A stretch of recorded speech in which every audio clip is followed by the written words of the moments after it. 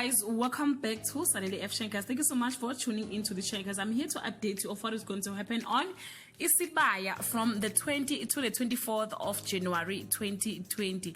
Beauty and Judas plan their escape, and there is a potential love interest on the horizon for Shadrach. Fezile and Blade searches for Judas after discovering his escape, and Jabu tries to get ahead with the business while keeping an unranged Manda at the bay. Jabu is warned about doing business with the wrong people, while Biake is ready to fire his domestic helper. Dabula confront Dwendle about her party habits, and Beauty and Judas search for a hiding place as their captures close in. Please leave your comment below, guys, and share your thoughts. Till we meet again, I love you so much, guys. Bye.